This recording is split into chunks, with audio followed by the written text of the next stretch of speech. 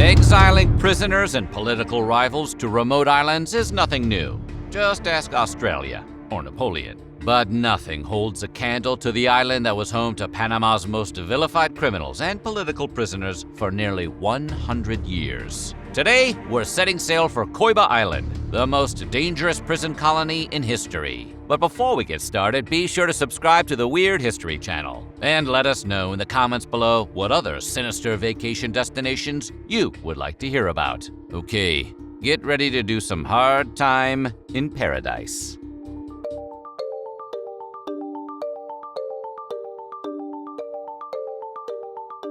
The penal colony on Coiba Island first opened its doors to Panama's unluckiest criminals and political prisoners back in 1919.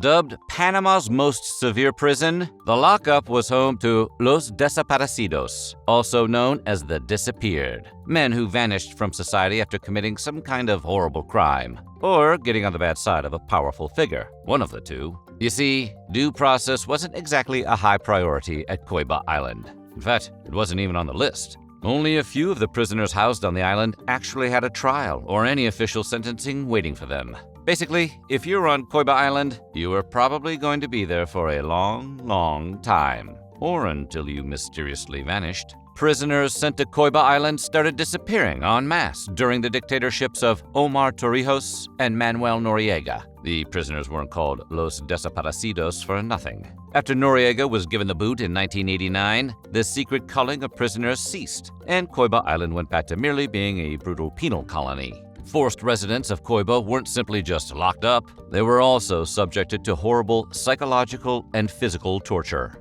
A Human Rights Watch report from 1992 described the prisoners experiencing severe and systematic abuse, perpetrated by their jailers throughout 1991. The conditions at the prison were so extreme that 2 inmates who perished in July of that year are believed to have succumbed to torture. That story was corroborated by about 170 fellow inmates, who claimed that they had witnessed and experienced the same kind of extreme abuse on the island. Former Army Ranger and war correspondent Chuck Holton visited the island in the 1980s, hearing stories from the inmates about specific psychological torments that occurred. One particularly cruel mind game involved blindfolding inmates, walking them to the jungle, and staging mock firing squads. The guards would aim their guns at the terrified prisoners and count down 3, 2, 1, but would stop short of actually firing. You know, like a fun practical joke.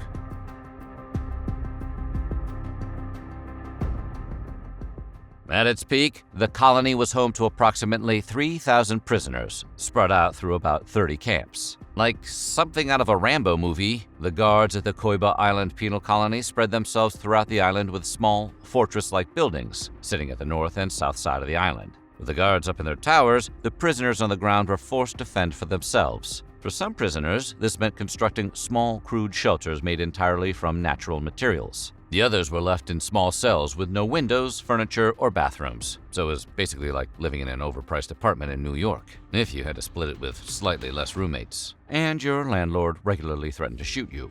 The accommodations on Coiba Island were uniquely terrible, which is not unsurprising for a notorious penal colony. It wasn't Firefest bad, but things were pretty rough all the same. The cells were small and barren, so much so that the prisoners incarcerated there would often totally lose their minds. During the late 1980s, visitors discovered a prisoner who had been stuck in a cell for a grueling 7 months. The only contact he'd had with other human beings was being passed a tray of food through a small hole in the door, and he was essentially forced to live every waking moment within inches of his own excrement. The conditions of his confinement were so extreme that when he was finally released, he screamed to be let back into his cell because the sun hurt him. In other words, Coiba Island was so intense, it transformed at least one prisoner into an actual vampire. If you weren't rotting away in solitary confinement on Coiba Island, you were probably busting your back doing manual labor. Prisoners on the island could often be found with jobs ranging from farming and landscaping to animal care and breeding. These workers would have to clear their own land to do their jobs, but received no compensation for their work. Sort of like that job you had that didn't offer money but paid in experience. If a prisoner had a particular skill or craft that could make them useful, they might be offered a small sum. And by small, we mean infinitesimal.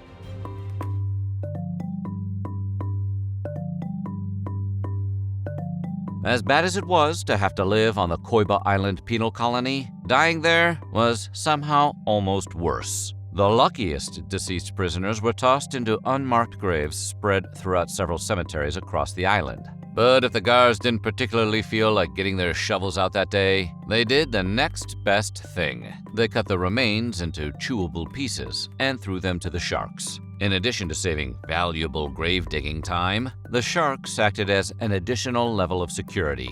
Despite the extreme abuse they endured, most prisoners did not dare attempt to swim their way to freedom. Though it didn't happen often, guards would usually let escaped prisoners go without pursuit, the logic being that either the rough waters or the sharks who patrolled them would finish the job. Explorations of Coiba Island have been slow, and as a result, we don't know much about the island's history before its tenure as a brutal penal colony. We know almost 80% of the island is made up of untouched forest. In the 1990s, Panama sent a team of explorers to the island, where they stumbled across a recent mass grave. After studying the site, the team came to the conclusion that the guards had been hunting the prisoners for sport and throwing the remains into a pit. Apparently, feeding them to sharks was getting boring.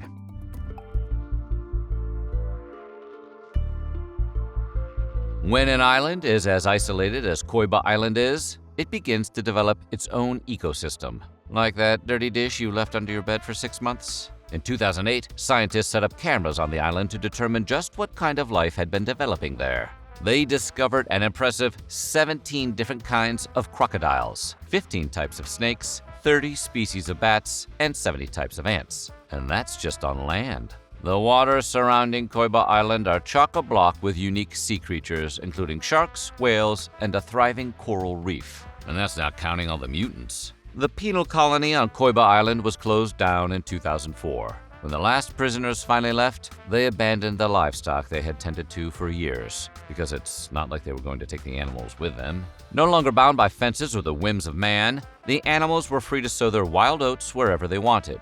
This resulted in farm animals breeding with various indigenous mammals, creating genetically unique, hybrid creatures. Visitors to the island have reported seeing mice the size of watermelons, deer with adorably short legs doing their best corgi impressions, and strange lizards who look like they're waiting to be recruited by the shredder. There are also reports of gigantic bats patrolling the sky, just in case you were considering taking a trip to the former island prison. Many of these species are Coiba Island exclusives, not found anywhere else in the world. This is both a good and bad thing.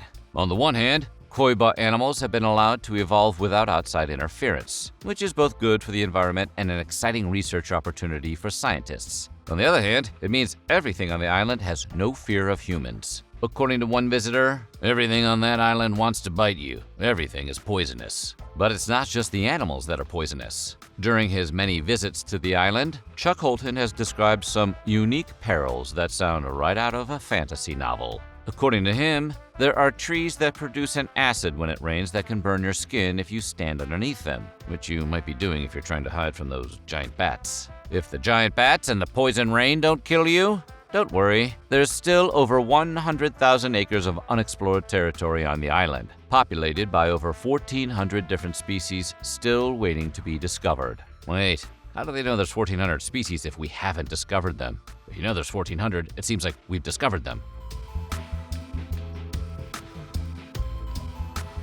If any former island penal colony deserves to be haunted, it's Coiba Island. Visitors, former prisoners, and guards alike have shared stories of paranormal activity they've witnessed in the island's lush forests. In fact, one former prisoner attempted to escape not because of any harsh treatment, but because he claimed he was being terrorized by spirits. And one guard recounted a story in which he believed he was chasing a prisoner, only to discover it was some odd, not-of-this-world creature. The experience shook the guard so badly that he later took his own life. Several other bone-chilling stories from the island include ghostly apparitions, blood-curdling screams, and other noises emanating from the abandoned prison. When you add phantoms to the list of physical and mental abuse, you can really understand why some prisoners chose to take their chances with the sharks. Panama has shown interest in opening up Coiba Island for tourism, but for now, it's maintained by a skeleton crew with minimal funding. And if you want to visit, you need to get permission from the government and probably sign a few dozen waivers. Aside from the ever-present threat of poisonous mutant animals and vengeful ghosts, they have recently faced other external threats. Poachers have been hunting the sharks around the island, illegally killing them for their fins. And drug runners routinely use the island as a stop-off point while trafficking drugs throughout the region. Between the untouched wilderness, the unique but hostile wildlife, the poachers, the drug dealers, and the lonesome poltergeists, it might be time to leave Coiba Island the hell alone. So what do you think? Do you think you could have survived being a prisoner on Coiba Island? Let us know in the comments below, and while you're at it, check out some of these other videos from our weird history.